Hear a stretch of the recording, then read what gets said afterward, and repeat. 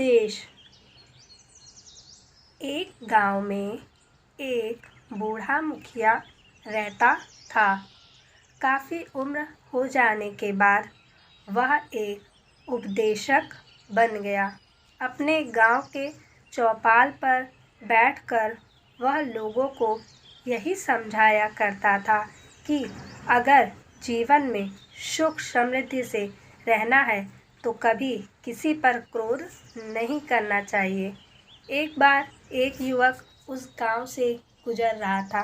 उसके कान में भी उस बूढ़े की बात पड़ी। उसे उसकी बात बहुत अच्छी लगी।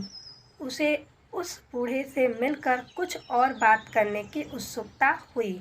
तो उसने बूढ़े से फिर पूछा, बाबा, जीवन में शांति से रहना है तो क्या करना चाहिए? बूढ़े ने फिर वही बात दोहराया, यदि शांति से रहना चाहते हो तो कभी किसी पर क्रोध मत करना, चाहे तुम्हारे सामने जो भी परिस्थिति हो, क्योंकि क्रोध विवेक को खा जाता है और फिर इंसान सही गलत का भेद भूल जाता है। युवक ने पूछा, जी क्या कहा आपने? मैंने कहा कि तुम जीवन में कभी किसी पर क्रोध मत करना। युवक ने बात नहीं सुनने का नाटक किया और फिर पूछा, जी मैंने नहीं सुना, क्या करना चाहिए? क्या कहा आपने? बूढ़े ने कहा, अरे भाई, किसी पर किसी भी परिस्थिति में क्रोध नहीं करना चाहिए। यही जीवन में सुखी रहने का मंत्र है। युवक ने फिर बात नहीं सुन पाने का नाटक किया और बोला, बाबा, मैं आपकी बात नहीं सुन पाया, क्या कहा था आपने?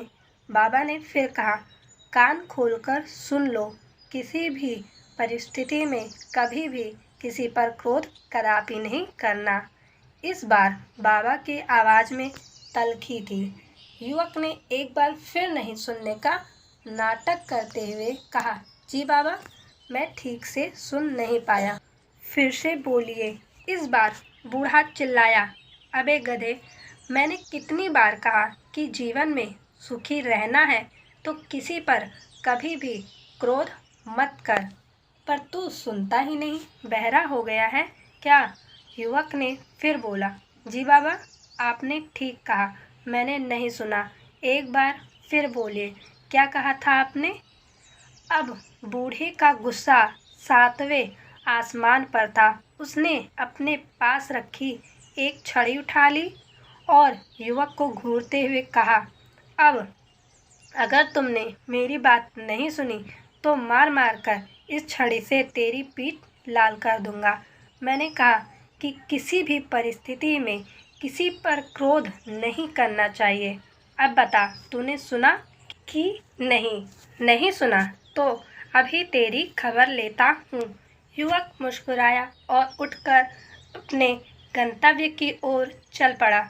अगर उस बूढ़े की तरह हमें भी उपदेश देने की आदत है तो सबसे पहले हमें स्वयं उस उपदेश के सिद्धांतों पर चलकर अपनी प्रामाणिकता साबित करनी होगी, अन्यथा कोई भी हमारी बात को गंभीरता से नहीं लेगा। यदि कोई असफल व्यक्ति लोगों को सफलता के मंत्र बताने लगे तो उसका उपहास तय है। यदि कोई सिगरेट पीने वाला व्यक्ति धूम्रपान से होने वाली बीमारियों पर प्रवचन देने लगे तो उसके दोस्त मित्र ही उसकी हंसी उड़ाने का कोई अवसर नहीं छोड़ेंगे। हमारी यही तो परेशानी यह है कि हम हमेशा दूसरों को सुधारने में लग जाते हैं पर खुद अपने ऊपर वह बात लागू नहीं करते।